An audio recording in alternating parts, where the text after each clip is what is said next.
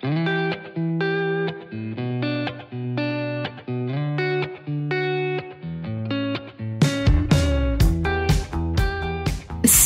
je suis Sandra et je te souhaite la bienvenue sur le podcast qui va te donner envie de réaliser tes projets et même tes rêves les plus fous. Notre mission, t'apporter de l'inspiration. J'échange avec des femmes qui ont osé s'écouter. Choix de vie audacieux, parcours atypique, projets fous, elles nous dévoilent tout sans filtre. L'idée, à travers chaque épisode, c'est d'adoucir tes peurs pour les remplacer par de l'audace et de l'enthousiasme.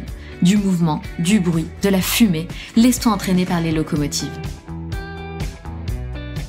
Hello, ravie de vous retrouver pour un nouvel épisode solo. Comme d'habitude, petit rappel, si tu aimes mon podcast et que tu es une auditrice fidèle, je t'invite à laisser une étoile et un avis sur Spotify ou sur Apple Podcast.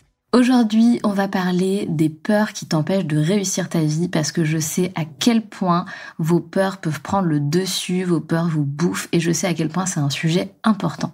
Si tu commences à envisager des changements dans ta vie, il est fort possible que ces envies soient calmées par des peurs. Ces peurs peuvent être réelles, construites ou inutiles. Le fait est qu'elles te paralysent et t'empêchent d'avancer. Elles te poussent en fait à rester dans ta zone de confort et c'est vraiment un obstacle pour atteindre la vie dont tu rêves. Vraiment, tes peurs peuvent vraiment prendre le contrôle sur ta vie et c'est un vrai problème si c'est le cas. Parmi les peurs les plus répandues, on trouve la peur du regard des autres, la peur de l'échec, la peur de se tromper ou encore la peur de réussir. Je te propose à travers cet épisode de comprendre pourquoi ces peurs existent, pourquoi est-ce qu'elles font surface lorsque l'on désire effectuer un changement dans sa vie, comment on fait du coup pour les dépasser et comment faire pour passer à l'action pour justement apprendre à surmonter ces peurs. Dans un premier temps, on va parler de la peur du regard des autres. Et je sais à quel point cette peur vous paralyse. Vous êtes hyper nombreuses à me dire que la peur du regard des autres vous bouffe, que vous avez peur d'être jugée, que vous avez peur d'être jugée par votre entourage, par votre famille, par vos amis.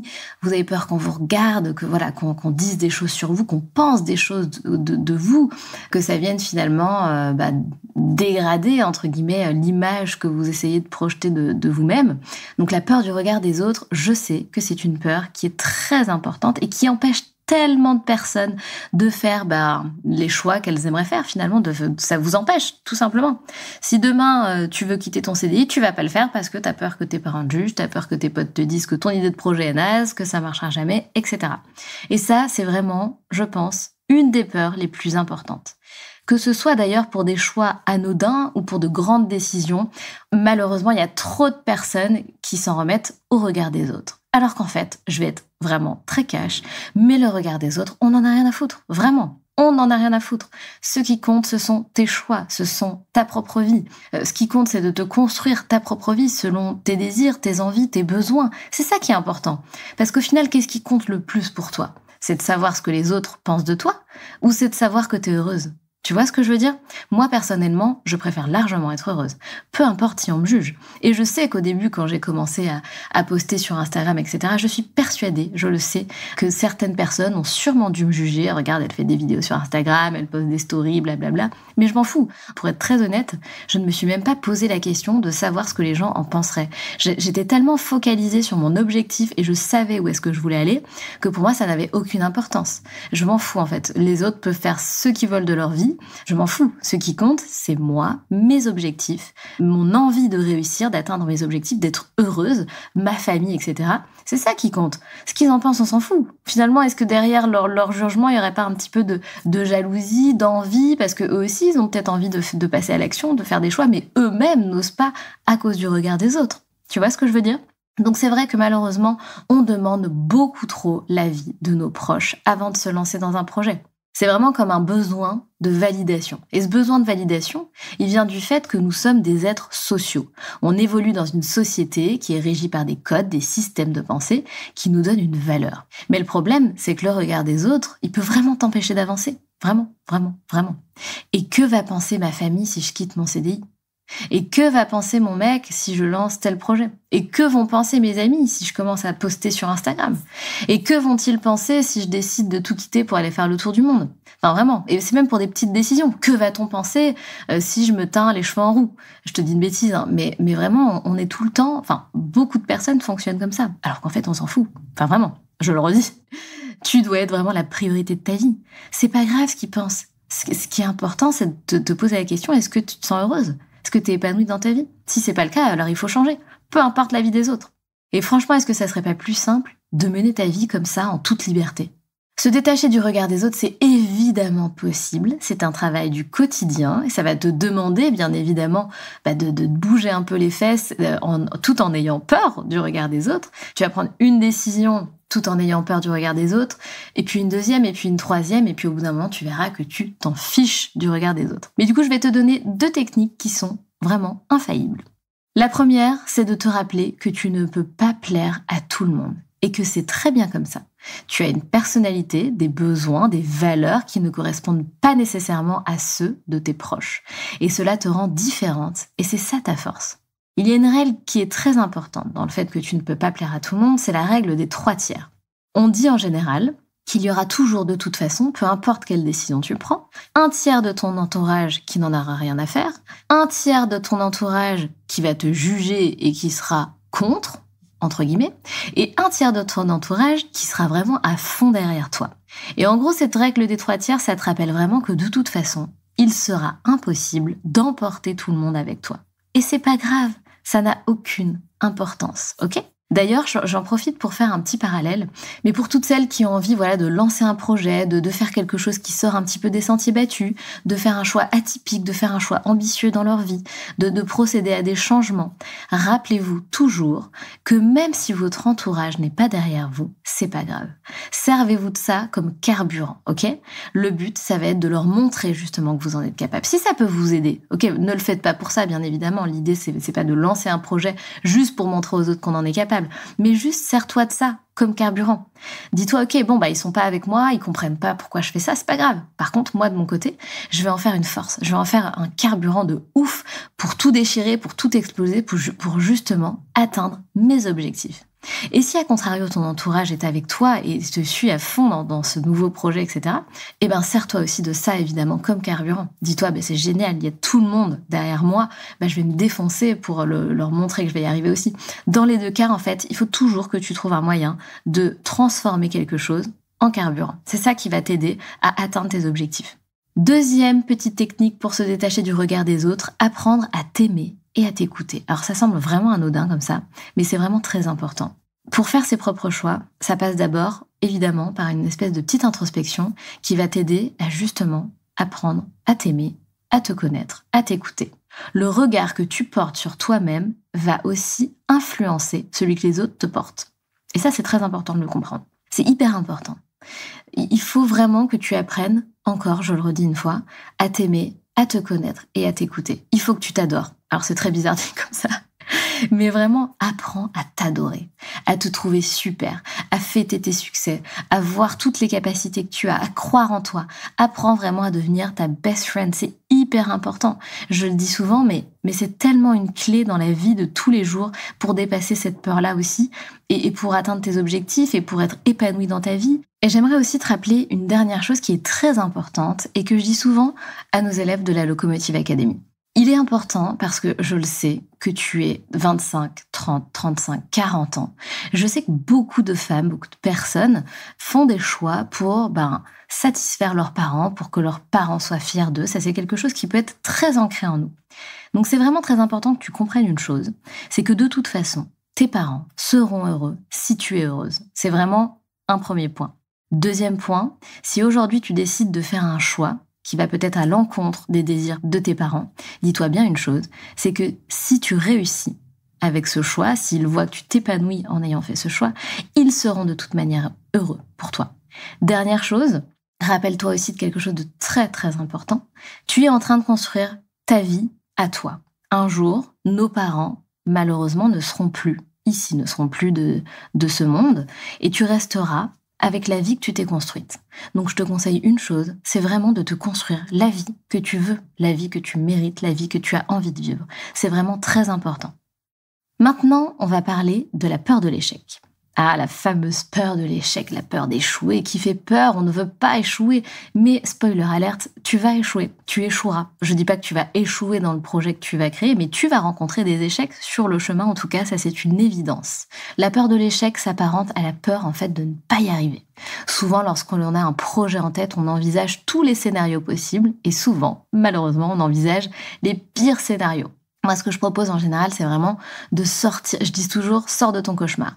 Sors de ce cauchemar que tu t'es créé, ça n'existe pas. Tu es juste en train de t'inventer le pire. Et si je n'y arrive pas? Et si je ne gagne pas ma vie en lançant ce business? Et si tout le monde trouve ça nul? Et si je ne retrouve jamais de job derrière? Tout ça, c'est un cauchemar que tu es en train de te créer, ça n'existe pas. Pour te détacher de la peur de l'échec, qui peut évidemment t'empêcher d'avancer, puisque c'est une des peurs les plus importantes, je te propose 3 outils très efficaces. Alors déjà, le premier outil, dont je parle aussi souvent, c'est vraiment de te créer ta propre définition de la réussite. Effectivement, pour certains, la réussite s'apparente à l'achat d'une maison, à 25-30 ans, à un mariage, des enfants, une jolie voiture, un CDI, etc. Cette définition de la réussite n'est peut-être absolument pas vraie pour toi. Alors justement, pose-toi la question. Quelles sont mes valeurs, mes besoins? Quel est le sens que je veux donner à ma vie? Et c'est ça qui va vraiment te permettre de créer ta propre définition de la réussite et d'atténuer ta peur de l'échec. Pour moi, par exemple, en partie, la définition de la réussite, c'est vraiment justement de se dire que dans toute ma vie, j'ai osé faire mes propres choix, j'ai osé expérimenter tout ce que je voulais expérimenter, je me suis sentie libre d'exister, de faire mes propres choix, d'avancer, d'entreprendre, de créer des projets. Je me suis sentie heureuse, j'ai aimé, je me suis sentie aimée. J'ai toujours été en harmonie avec mes valeurs, plutôt que de satisfaire les autres. C'est moi que j'ai eu envie de satisfaire. C'est ça le plus important, je trouve, c'est vraiment de se dire, tu vois, quand j'aurai 80 ans, pour moi, je me dirais, j'ai réussi ma vie parce que j'ai été heureuse et que j'ai fait tout ce que j'avais envie de faire.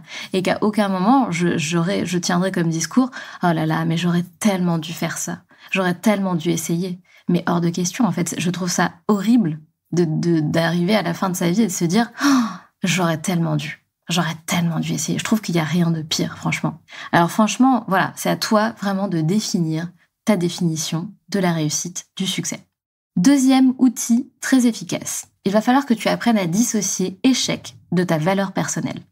Parce que souvent, lorsque l'on échoue, on intègre une mauvaise vision de soi. On se dit qu'on est nul, que l'on ne sait pas faire, qu'on n'y arrive pas. Mais l'échec ou la réussite n'ont rien à voir avec ta valeur personnelle. Ça ne détermine absolument pas qui tu es. Si tu échoues, ça ne veut absolument pas dire que tu es nul et que tu es un échec. Pas du tout. Et déjà, encore une fois, vraiment, c'est pas négatif. Et d'ailleurs, c'est le 3e outil que je vais te donner. Appréhender l'échec comme une occasion d'apprendre, de progresser. L'échec, c'est cool, c'est nécessaire, vraiment. Vraiment.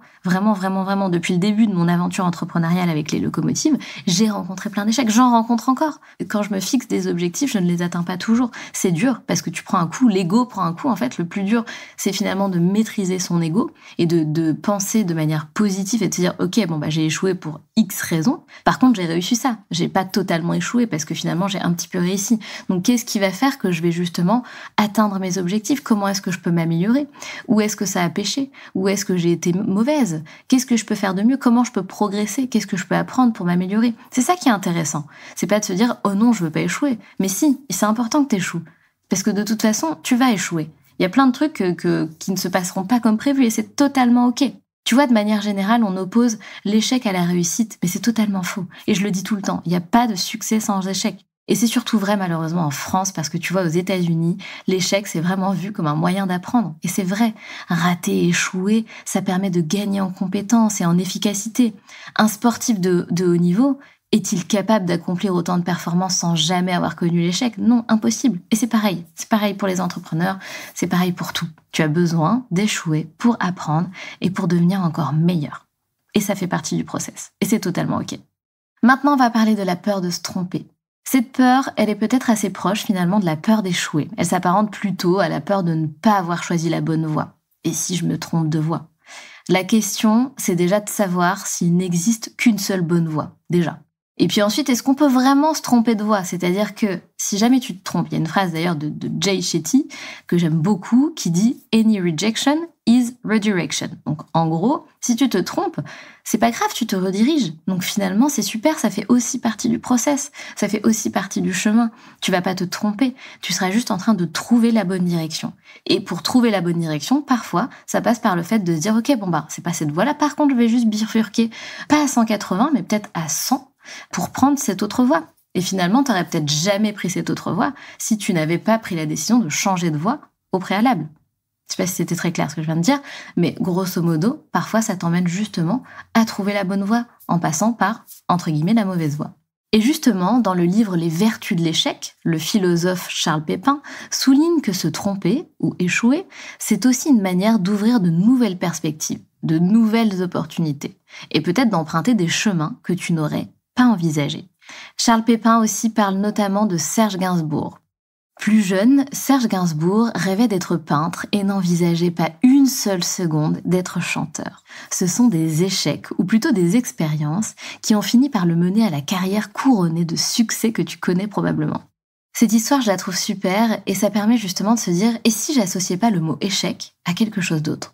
Tu as le pouvoir de donner au mot l'importance que tu veux. Et même la définition que tu veux, d'associer un mot à un autre mot. Par exemple, le mot échec, entraîne-toi à l'associer plutôt à expérience.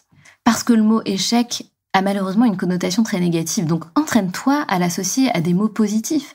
Expérience, apprentissage, tu vois, ça peut être des mots comme ça, mais entraîne-toi vraiment à revoir la définition et la connotation du mot échec. Tu vas voir, ça va beaucoup t'aider.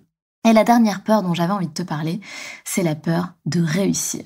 Moi, perso, c'est la peur que j'avais. Quand j'ai lancé le podcast, avant même de le lancer, le premier épisode du podcast, j'avais super peur de réussir. C'est hyper bizarre. Et pendant longtemps, en fait, pour être très honnête avec toi, cette peur est restée avec moi plusieurs années, en fait. J'ai toujours eu cette peur d'être dépassée par la réussite. Alors, c'est très bizarre. En fait, pourquoi est-ce qu'on a peur de réussir ? Parce que c'est quand même l'objectif, n'est-ce pas ? On fait quelque chose, c'est quand même pour réussir.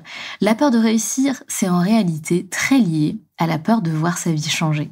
Et moi, j'ai toujours eu un problème avec le changement depuis que je suis toute petite, depuis le divorce de mes parents. Donc j'ai dû faire un gros travail sur moi et sur la manière de voir le changement, parce que c'est très important, surtout quand tu prends des grosses décisions, comme quitter son CDI pour devenir entrepreneuse.